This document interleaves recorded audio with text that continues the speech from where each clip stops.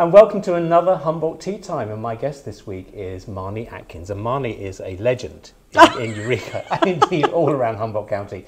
She's a member of the Wiyot tribe, and you actually not just run the cultural centre here in Eureka, but you actually were the really driving force behind getting it created. So Marnie, welcome to Humboldt Tea Time. Now, thank you. I take it you do drink tea. I do, yes. Now it's black tea today. This is British tea.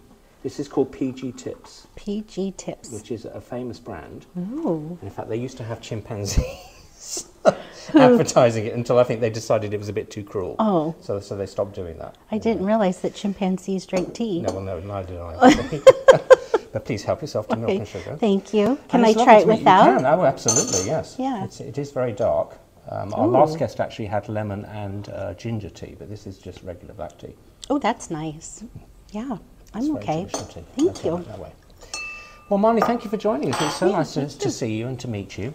Now, I looked up some information about you, and your primary focus and your passion is about the language of tribes, and you studied languages, etc. What is your passion in this area? Yeah, well, learning.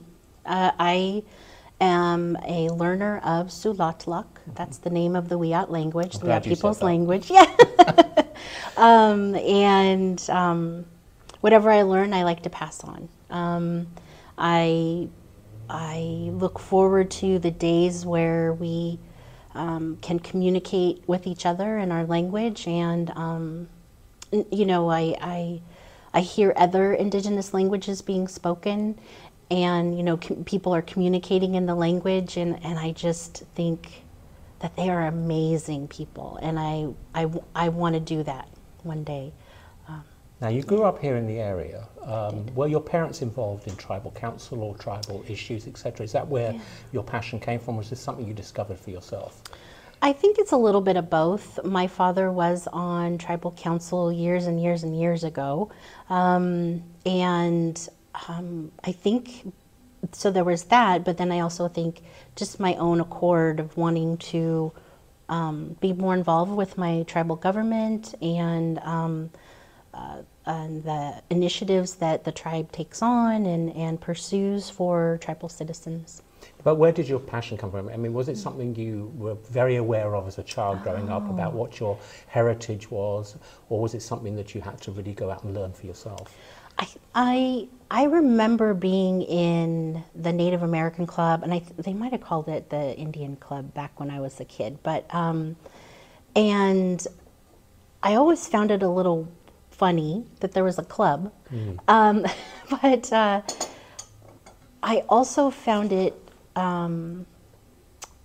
disconcerting that when I would be in school, I would learn about other indigenous people, not about Wiyot people, for example, and we were spoken about as if in the past and that we didn't exist. And then I'd go to Native American Club and I'd be around all these other little Native kids and I'd go, but we're right here.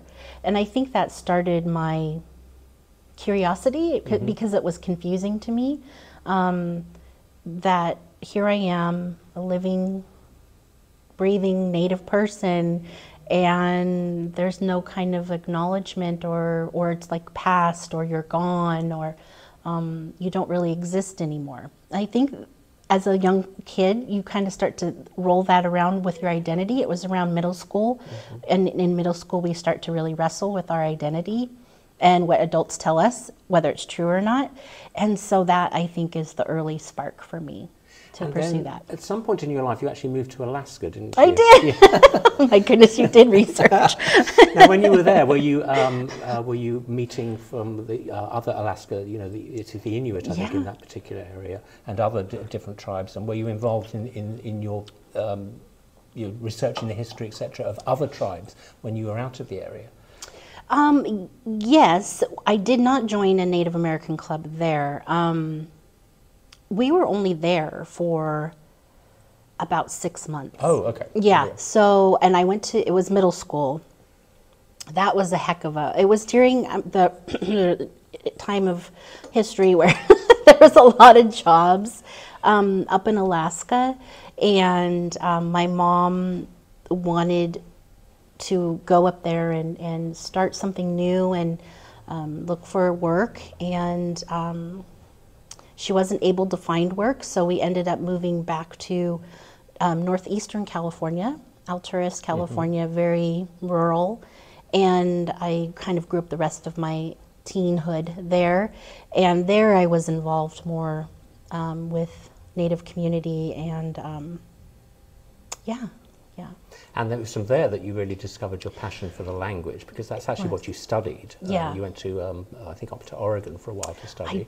I did. After high school, you know, I lived a life, and I ended up moving back home. My son and I moved us back here because I was over there, and folks were very kind. You know, the indigenous folks there, Modoc, Paiute, Pit River, were teaching me their customs and traditions. And I started to think, you know, first of all, thank you for you know, honoring me in that way, but also, why can't I learn mine? Right? So as an adult, I decided to move back here and become more involved in my own tribal community in history and culture and language. And that's where I started being a language learner, and I worked for the tribe.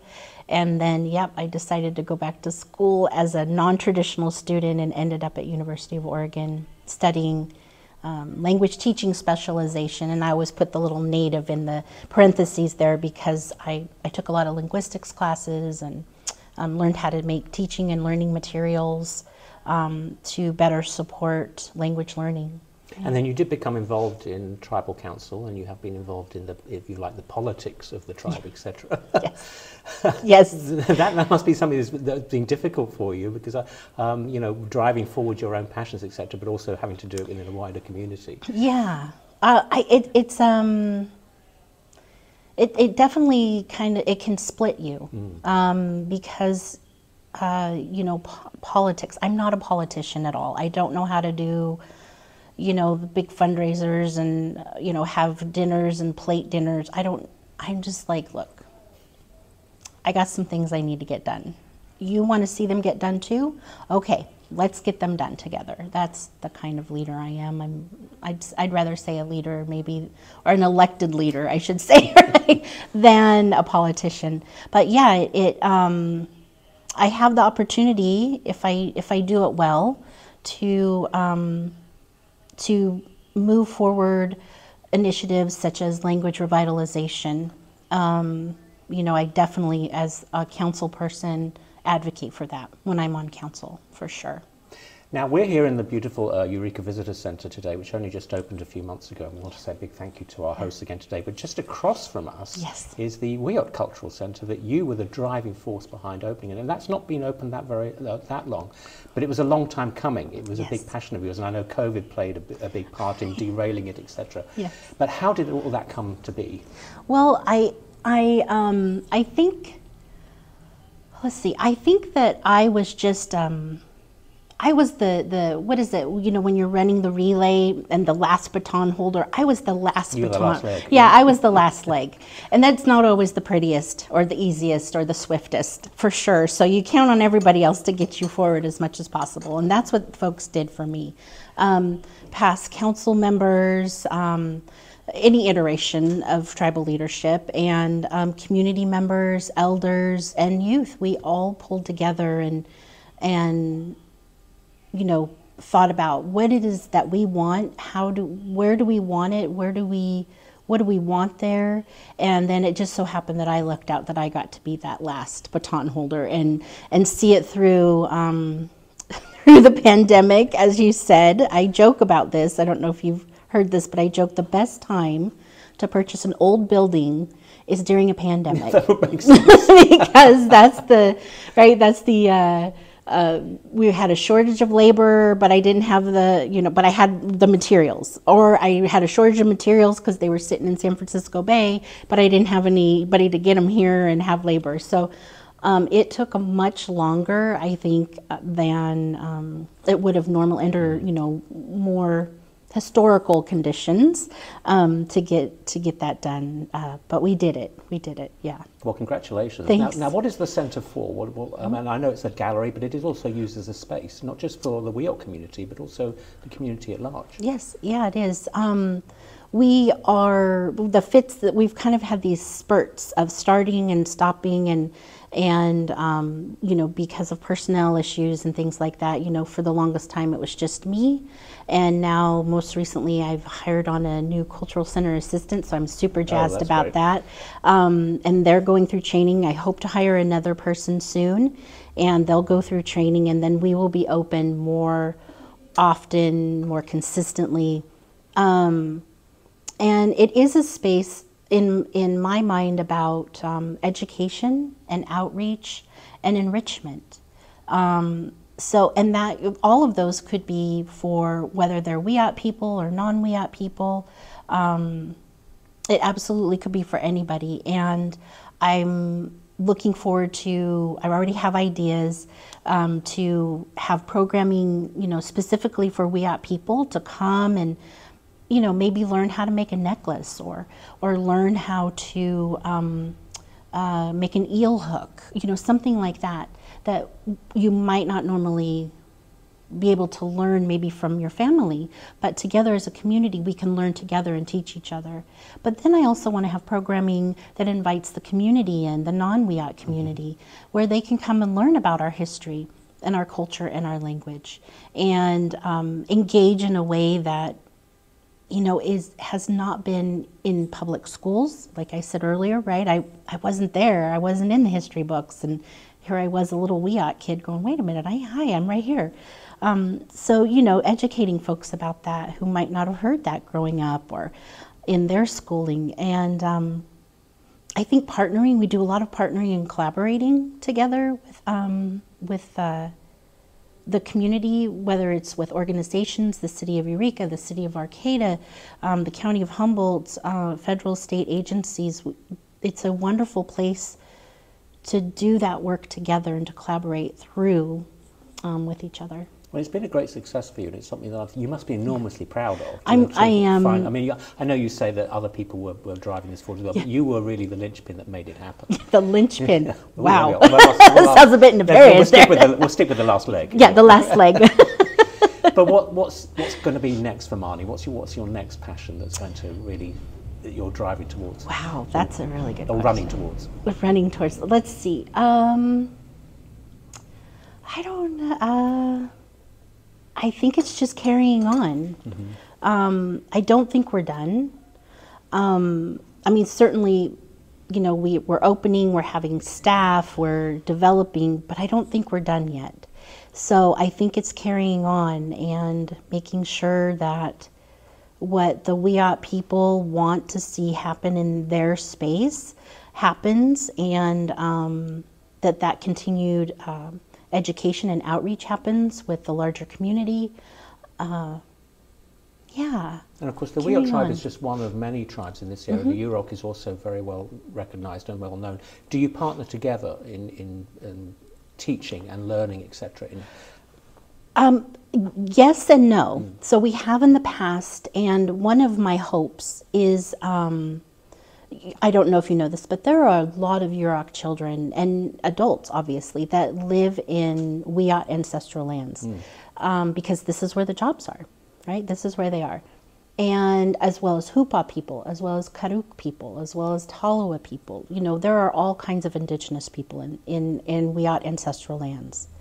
I would love to partner, you know, with folks. For example, maybe they can't, maybe Hupa people can't get over the hill, you know, to visit as often as they'd like, or, you know, to engage with their own community as often as they'd like. I want one of my plans is to reach out, you know, to these different Native communities and ask them if they'd like to come and present and, you know, put on a workshop, or, I don't know, just sit and visit with their relations. So I hope that this space can be used for that as well. And in that way, yeah, we're partnering. I mean, we do partner on larger community efforts for sure, yeah. Well, Marnie, knowing you, I think that's probably going to happen. I hope so. I do hope so. Somebody has to accept my invitation first, right? Well, just keep sending the invitation. I will. Absolutely. Yeah, until they're just like, put it in the spam folder. Now, of course, coffee, chocolate, etc., they're very much associated with indigenous people. Is tea something that's part of your heritage? Oh, it is. It is. Yeah, we, I don't know I'm not a botanist, but it's like yerba something. But we call it vine tea. And it grows here locally, usually in the warmer areas. Along the ground, and it is delicious. And so we should have that today. We should have. I don't have any, or else I would we have. You've got to go and gather it. Right now, it's not a good time, but when you go and gather it, and then you let it dry. Yeah, and then you steep it. It's still. I'll have to get some for you, and we'll have tea again. We'll have to have more tea, absolutely, because I think there's lots of things that are going to be happening in the cultural centre. Lots of things that I think you're going to be developing in the future. I hope so. So we'll look forward to that. So there'll be another chance to sit down and have another cup of tea. That would be wonderful. Well, Thank Marnie, you. Thank you for joining us today for Humboldt Tea Time. It's such a pleasure to see you. You too. Thank you for being nice to me. I was a bit starstruck, This just so isn't you Face know. the Nation. No, it's not. I thought I was a bit starstruck. that's very sad. No, but you were on TV, and now you're on these web, and who knows how many views you have. I mean, come on. It's just me and my mother. So That sounds about right. Well, Marnie, we'll look forward to seeing you Thank again you. soon. And thank you for joining us for another Humboldt Tea Time. And thank you very much indeed to the Eureka Visitor Centre for hosting us again today. It's a pleasure to be here. And we'll see you soon. Bye-bye.